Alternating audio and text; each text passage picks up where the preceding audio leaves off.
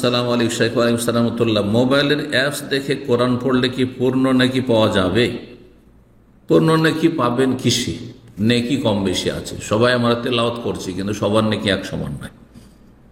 এক এক অক্ষরে 10 নেকি, মানে আপনারও 10 নেকি, আমিও 10 নেকি, এটা জরুরি নয়। হইতে পারে আপনাদেরই বেশি হইতে পারে, হ্যাঁ, পরিস্থিতি বিচার করে আবার আমারও বেশি হইতে পারে, অনেক পার্থক্য হয়ে যেতে পারে। কিসের ভিত্তিতে?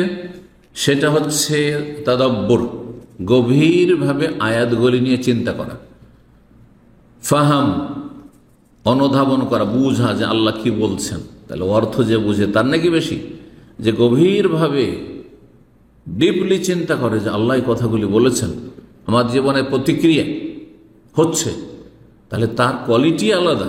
আর একটা লোক পড়ে যাচ্ছে, সামান্য বুঝে হয়তো বা কিছুই বুঝে না হয়তো, তার নাকি আর যে ব্যক্তি বুঝে, যে ব্যক্তি গৌরব ফিকির করে গভীরভাবে চিন্তা করে পড়ে, অর্থ বুঝে পড়ে, তার সাথে খুশু বিনয়ী হয়ে কোরআন তেলাওয়াত করতে কান্না চলে আসে, ভিতরটা নরম হয়ে যায়, দুনিয়া তার সামনে তুচ্ছ হয়ে যায়, হ্যাঁ, দুনিয়া বিমুখ হয়ে আখিরাতমুখী হয়ে যায়।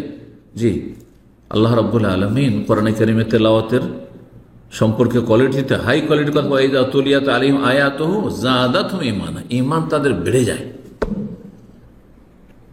আয়াত আল্লাহ বলেছেন যে তারা যখন কোরআনে কারিম তেলাওয়াত করে তখন খাররু সুজ্জাদান ওয়া বুকিয়া, যেখানে সিজদা রয়েছে কোরআনে কারিমেতে, তারা তখন সিজদায় লুটিয়ে পড়ে, কান্নায় ভেঙে পড়ে, কান্না আসবে। তেলাওয়াত করছেন আর হাসাহাসি করছেন, আমোদ ফুর্তি করছেন, এদিকে গাল গল্প চলছে, তেলাওয়াত চলছে, এতে কোনো খুশু নেই।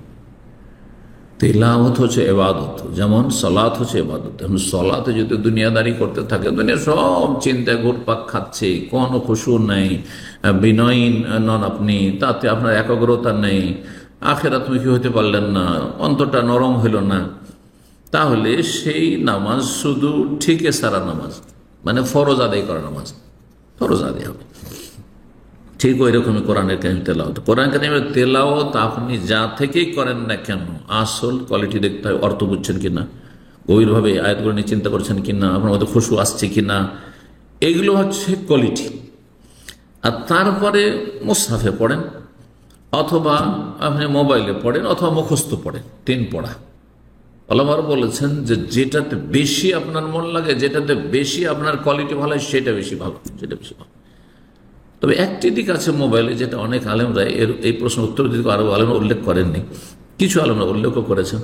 সেটা হচ্ছে মোবাইলে শুধু আয়াতে কোরআন নেই, একটা অ্যাপস আছে, বাকি আছে অনেক খেলতামাশা আছে, হ্যাঁ, অনেক দুনিয়াদারি আছে, বড় দুনিয়াদারি বেশি আছে, ঠিক কিনা?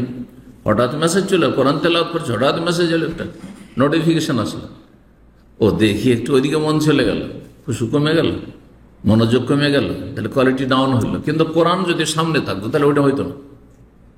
মোবাইলকে সরিয়ে রেখেছি, কোনো মেসেজ নাই, মানুষের সাথে কোনো যোগাযোগ নেই, রবের সাথে, রবের কালামের সাথে, আল্লাহর কালামের সাথে শুধু যোগাযোগ, আমার সম্পর্ক।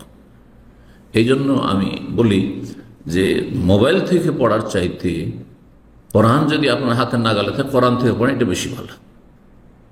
এর মাঝে হঠাৎ করে মনটা অন্যদিকে চলে গেল, চলেন একটু দিলেন, একটা কিছু খুলে দিলেন, কেন? কারণ এতে অনেক খেলাধুলার জিনিস, বিনোদনের জিনিস আছে, অনেক পাপের জিনিসও আছে, যার ফলে যত দূর এটাকে এড়িয়ে চলতে পারেন।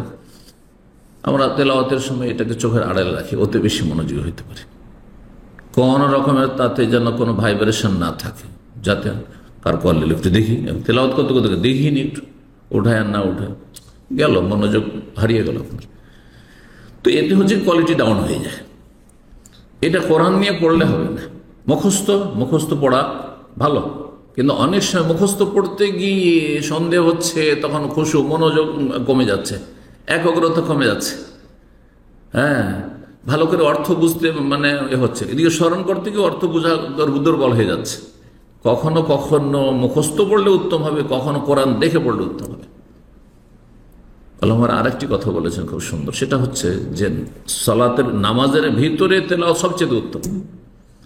যখন আপনি তাহাজ্জুদ পড়ছেন, যখন নামাজের ভিতরে পড়ছেন, রাতের নামাজ, তাহাজ্জুদের নামাজ পড়ছেন, আপনি নফল নামাজ পড়ছেন রাত্রে, তখন আপনি মুখস্থ পড়েন, এটা বেশি ভালো।